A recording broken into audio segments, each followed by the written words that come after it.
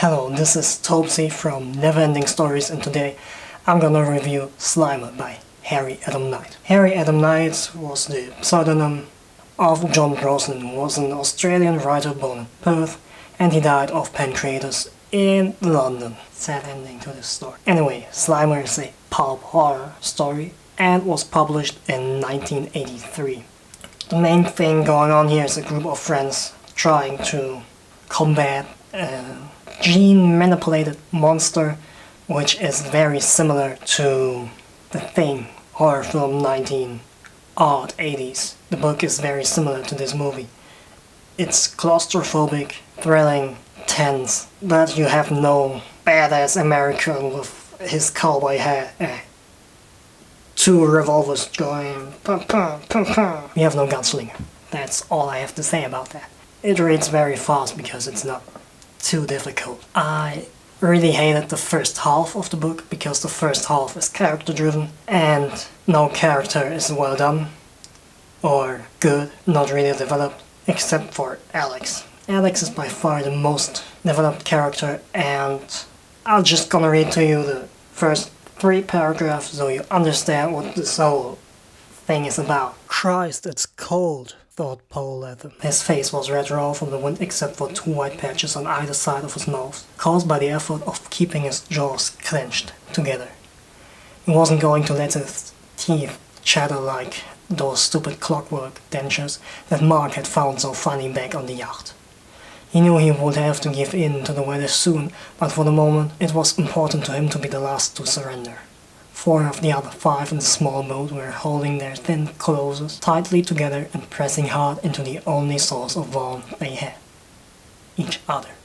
Mark and Chris looked like they were welded into a single motionless statue, the only sign of movement being Chris's long red hair whipping across the front of Mark's blue plaid shirt.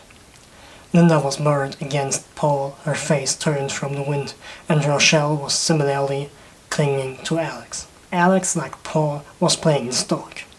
Both sat upright, in the dingy shirt collars undone, taunting the cold unnecessarily.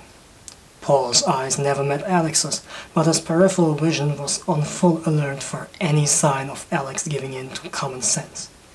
And he knew that Alex was waiting for the same sign from him. It was, Paul realized, a stupid and futile game they were playing. There could be no clear winner. Well, so we have the protagonist, Paul, we have the antagonist, Alex, and in the first half the main dynamic is between them, and the second half the main dynamic is between all of them and Charles.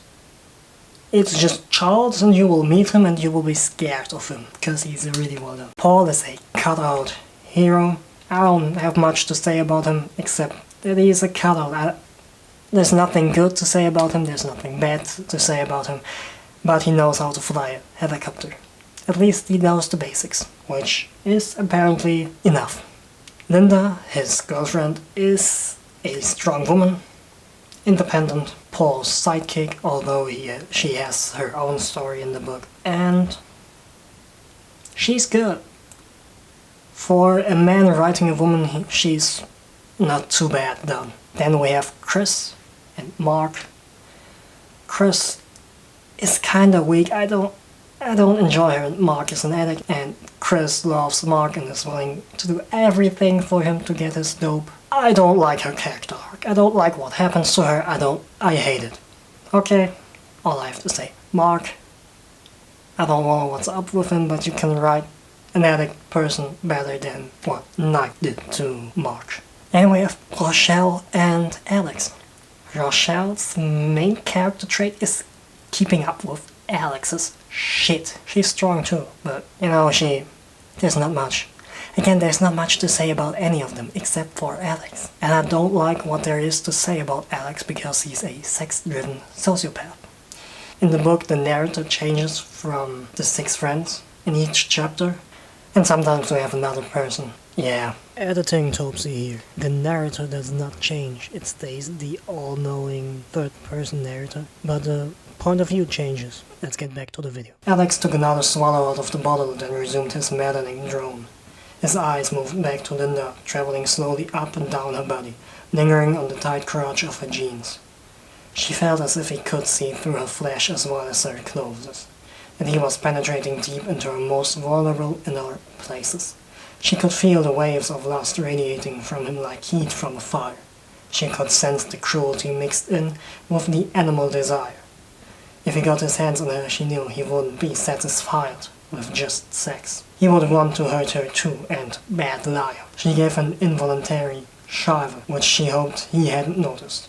If only Paul and Mark would get back where the whole word dire. They'd been gone all morning. I am really sorry for the rhyming, but it just read better that way. Yeah, the woman and the males are scared of Alex. Every man can identify somewhat with him, but not at this damn big extent because he's just an asshole and I don't know how they can be friends with him. I don't know. I wouldn't go on any holiday with that bastard. My own opinion. I already said I didn't enjoy the first half, but the second half is good because then we get the monster. Charles. Charles is similar to the monster from The Thing, this 1980-something horror movie, which is really good with this guy, this American gunslinger type of guy. He's a gene-manipulated shark. I am obviously speaking of Charles. The genes that are manipulated enable him to, I'll just call it fast evolution. Today we have fast food, this is fast evolution. He can adapt to anything. You throw fire at him, he adapts to fire. You throw cold at him, he adapts to cold. You throw bullets at him, well you don't throw them, but you know that. He adapts to that. No way to kill him really. They find a nice way out of there, can adapt to anything. It's just great. It's a great monster. And in the second part, well, you have this tense, claustrophobic feeling, and this is just a nice feeling to have. Well, it's not nice, but it's nice to feel that way when you read a book and you're engaged. It's tense. You want to find out what happens. The pseudoscience behind Charles' genetic upgrade is well done. The author uses the oh, my protagonists don't know how this works, so I can get away with some scientific sounding bullshit. The scientific sounding bullshit is not too bullshit. He just gets away with, well, I don't know what's going on, and that's just what happens, and having a scientist explain stuff. It's somewhat grounded. It's not as bad as most other scientific explanations that you see in movies and films, and it's not too bad. That being said, Slimer by Harry Adam Knight is a good pulp horror story. It's enjoyable. I didn't enjoy the first half, the second half was really good. You won't regret it if you skip it. You won't regret it if you read it. It's just, have a good time. I had a good time with it. You can have too. I don't recommend you reading it unless you are into weird horror stuff. Then it's probably something for you. Yes, I was specifically talking about you, Julian. This was Toby from Neverending Stories. Do the usual stuff. See you at the next review. Neverending Story. Name giver of this channel. Have a great time. Stay safe. See you soon.